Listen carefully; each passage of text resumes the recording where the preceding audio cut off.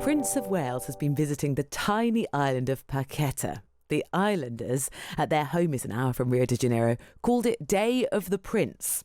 It was a chance for William to see firsthand the lives and work of Brazilians who are working for the environment. The Prince has launched a plan to protect the protectors, those working to clean and restore nature. He's in Brazil for his Earthshot Prize, which awards £1 million each to 5 environmental leaders whose intentions can restore the planet. We can find out now more with Ed Owens, the royal historian and author of The Family Firm. Ed, good morning. Good morning. What has William over the last few years been trying to achieve with this Earthshot Prize?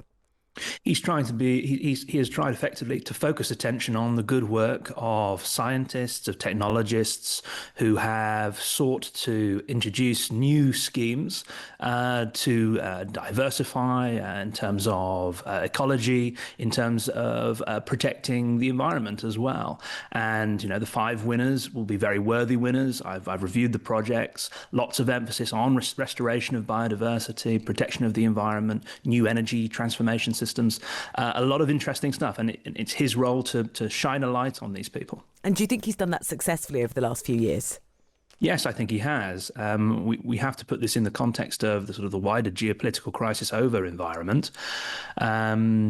It is very much at the margins of the bigger climate crisis, but nevertheless, he is doing good work. And his role is to focus attention on the work that ordinary people can do to get involved in trying to tackle the climate crisis. There has been a real effort, hasn't there, from the palace over the last couple of weeks or so to redirect the public's attention onto exactly that, the good work they're doing, rather than the scandal that the family are embroiled in. And I think the palace will be pleased. Front page of some of the papers this morning, you've got pictures of Prince William laughing out in Brazil, positive stories to be told. Mm-hmm. Have they moved on, do you think, sufficiently from the scandal cast by Andrew Mountbatten Windsor? That is certainly the effort that is going on at the moment. There's a real emphasis on trying to, having drawn a line last week in the sand with the removal of Andrew's princely title. The emphasis now is clearly on trying to move past this event. I think William is absolutely at the forefront of this and has been doing good work to try and refocus the public's attention around what he's been doing. We've seen a lot of photographs of him, whether it's playing volleyball, scoring goals, engaging with dignitaries in Brazil or young people. But it's very difficult to say whether this will be enough. It's significant, I think, that on Sunday, the Sunday Times released another hard-hitting expose regarding Andrew's finances, the fact that he benefited significantly from the sale of the Sunning Hill estate that he previously lived at before he moved to Royal Lodge.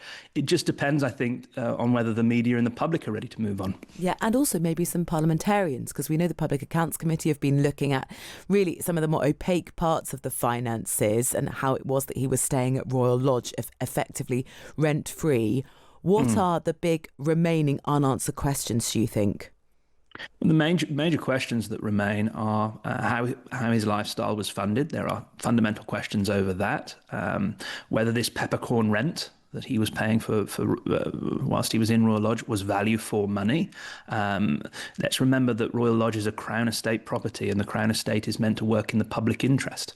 The fact that he didn't pay barely any rent for the most part of his time in there suggests that perhaps it wasn't value for money. And I think this has led to greater questions over the nature of royal finances in general and how they are accommodated. Yeah, well, absolutely. The other question, of course, will be whether he is called, Andrew, to, give evidence, whether in the US or the UK by police. We'll see. The final thing I wanted to ask you about, Ed, on the front pages of many of the papers, the Sun say, finally, Sir Golden Balls, talking about now Sir David Beckham, who apparently was sort of very overwhelmed by finally getting an honour that he'd first been tipped for. I think it was back in 2011. So it's been a long wait for now Sir David. This has been a long time in the making, and there were original discussions going back, as you say, 2010, 2011, to whether he might receive his knighthood then. That wasn't the case back then, owing to some tax complications. But nevertheless, here he is in 2025. He's received his knighthood finally. I think he is genuinely delighted. This means a lot for him, given the charity work that he does alongside his leadership of the his former leadership of the England football team. And I think, again, an important moment for the monarchy as well, in that King Charles appears on many of the front pages of our newspapers today.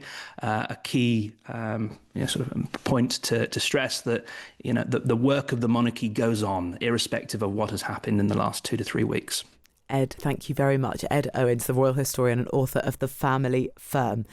David Beckham is a self-professed huge royalist. He said he was truly humbled and so grateful for this honour. He was recognised for his services to sport and charity. You can read more about that inside the Times.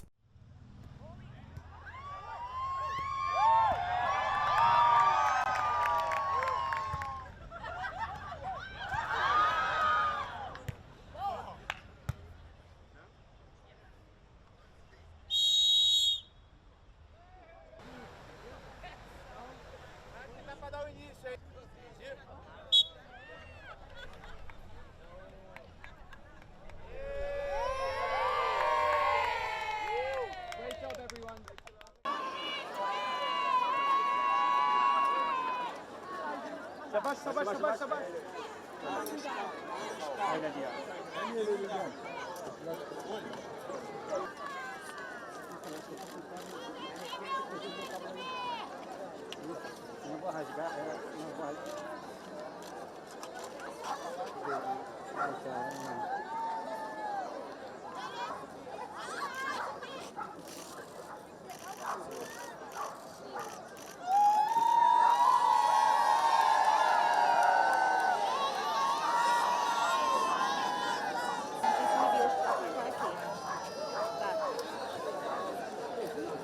Perfeito, muito obrigada.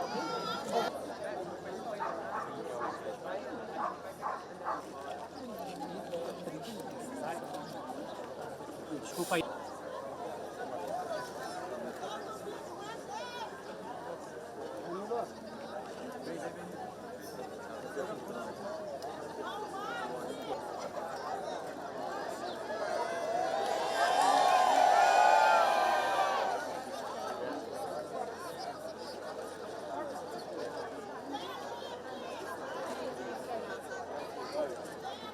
Come here.